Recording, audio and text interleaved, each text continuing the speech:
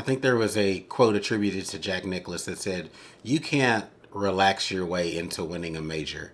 You have to be Right. intense and intentional about winning majors." There's not a lot that I agree with Jack Nicklaus on, but I agree with that. Another story from earlier on in the week that I thought was pretty heartwarming was Jon Rahm showing up to the RBC Heritage the week after winning the Masters. Pretty cool, and he very much said it was for the fans, even though it was an elevated event. I don't think he's taken any of those designated events off, so he did not wouldn't have faced any kind of penalty for that. But very cool to Yeah. see him showing up and also making the cut. It's I was sitting there thinking like, okay, he's gonna mail it in, and throw some shots away at the end. May not be as sharp, but he's a pro's Right. pro. He loves the game and he made the cut, played the weekend. So kudos to him. What do you think about Jon Rahm doing it for the fans? Uh, Same thing. I had that same sentiments. Easy for him to mail it in, especially after the start he got off to again. Just another over par round. Bad weather, but he stuck it out. I mean, like just a true champion type vibe. I mean, he ended up shooting what almost double digit under in the Yeah. end. So I think that's pretty serious to show how he can bounce back even after celebrating. So uh, definitely trending the right way still for John. I think that's a great look for the PGA as well.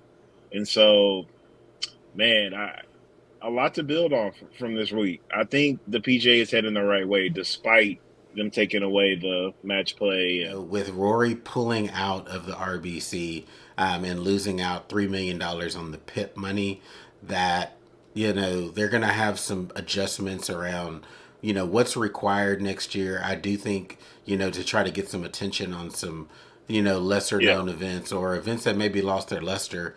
We talked earlier about the Pebble Beach Pro Am that was going to probably need some, tender loving care earlier on in the season. That ratings for that and getting people to show up for that tournament wasn't what it's been in the past. And so I can definitely see them adjusting the schedule to accommodate that. What do you think?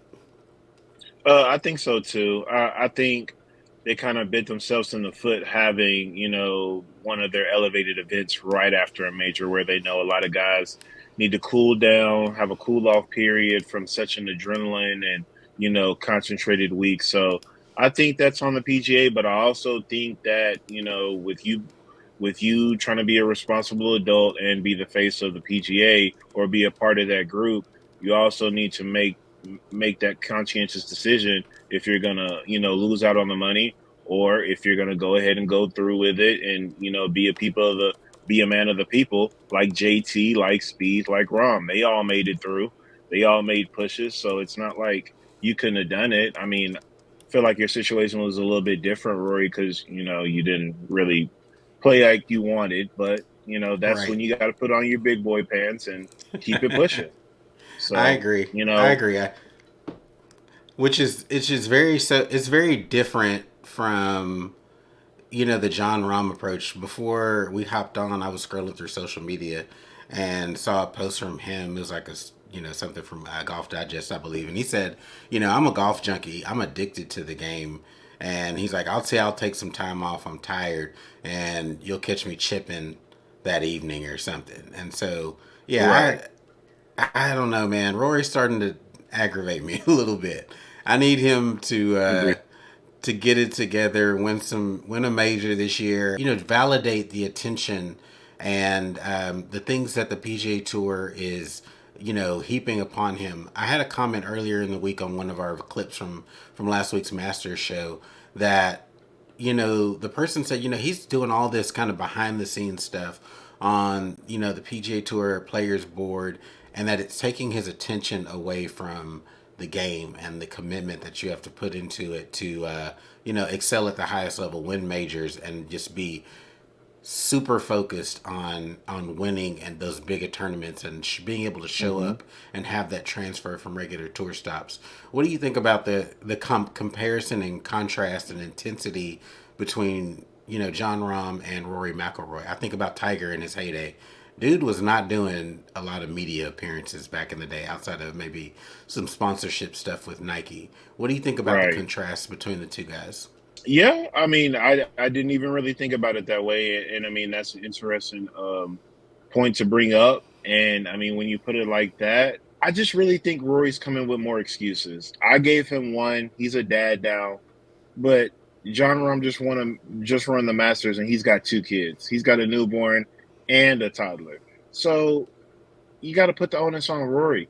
Whether he's doing behind the scenes work, trying to help out the PGA, whether it be that mid level player or that lower level player, however it may be, what he's doing to get the game better off for the PGA Tour, he still needs to take care of himself.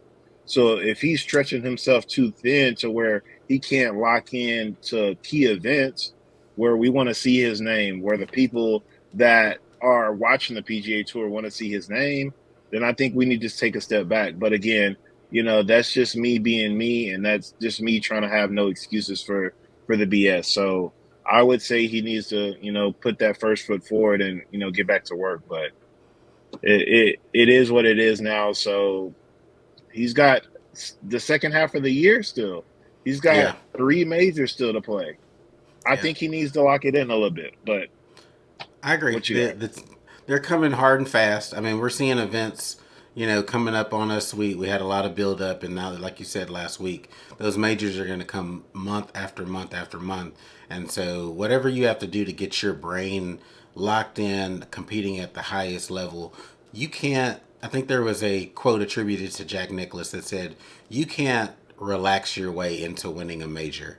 You have to be Right. intense and intentional about winning majors." There's not a lot that I agree with Jack Nicklaus on, but I agree with that. You can't just feel like, oh, my game's in a place where I feel like I'm at. You have to obsess, just incessantly on winning, and that being the only thing that your brain is focused on Yep. and that you want to achieve at that time. So yeah, we could talk about Rory, forever, just because we're fans, and as a fan of Right. a player and his game, his you said his driving's the best that we've seen in decades, and I agree with that wholeheartedly. So, yeah, I mean, there's a lot to be desired with Rory and where he's played with majors. I even talked about last year in the previous Masters, he went into 18 like 5 strokes behind Scotty Scheffler. So even though he ended up with a Hmm. second place finish, losing by 3, he holed out on 18 for a birdie, and Scheffler, ended up with the double bogey on 18. It was fully in hand, so it wasn't even as close as that final tally showed. So Facts. I had to like double down, make sure that I was like, he's got close, but it wasn't really that close when you broke it down and looked at the details of it. Yeah. Henry Bouncer's on fire, so he's saying it's a personal matter that Rory pointed to. Rory wants to have the shine and none of the shade. He loved, loved, loved being the PGA voice on all things live, in my opinion, because he wants that Tiger glamour, but he doesn't have all the lights.